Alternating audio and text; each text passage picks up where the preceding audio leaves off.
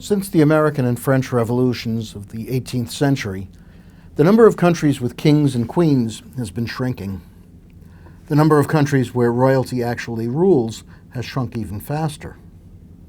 Since kings and queens are becoming the stuff of fairy tales and legends, why celebrate a feast declaring Christ to be a king?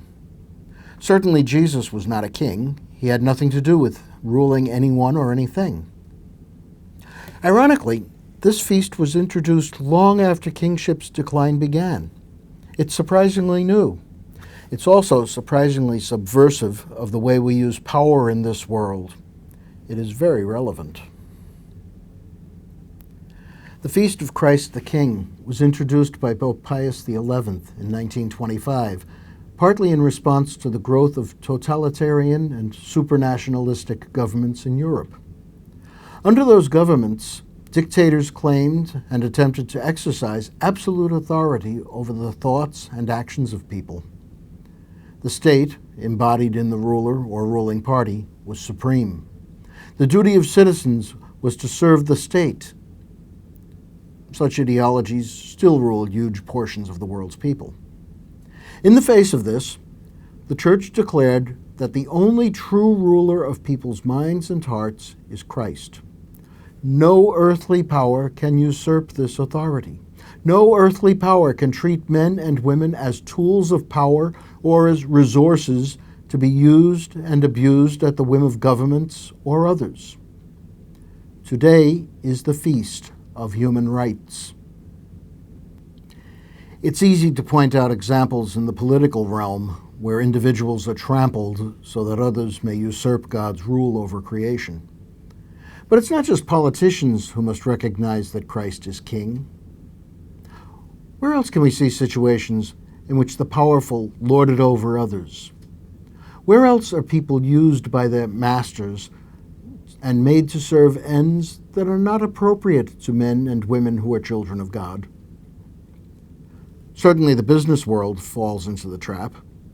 Some enterprises even talk openly about human resource management, as if people were merely assets like machinery or a pile of coal. There are obviously degrading situations of child labor, indentured labor, a fancy name for slavery, the sex trade, and labor in health and life-threatening conditions.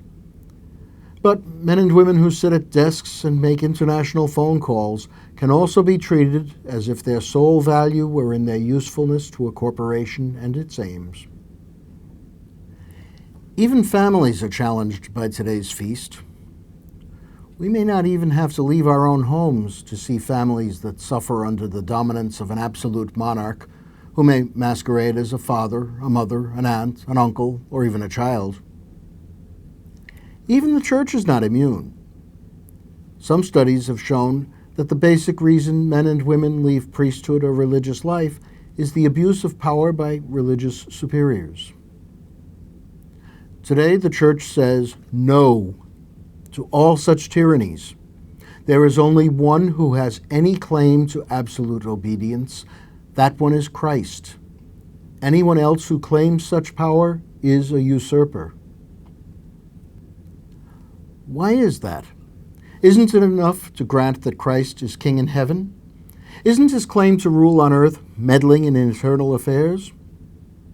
However, in the Incarnation, Christ has become a citizen of the world. For this king, there are no foreign relations. We are images and heirs of God. We are the princes and princesses of Christ the King. Each of us, without exception, has a dignity that cannot be subordinated to any person, ideology, or worldly desire. Today we say that Christ is King. He is not merely King of heaven. He is King of the universe, including you and me. When we say Christ is King, we say we belong to him and to no others. We cannot then be used or abused, since that is an attack upon his subjects and his sovereignty.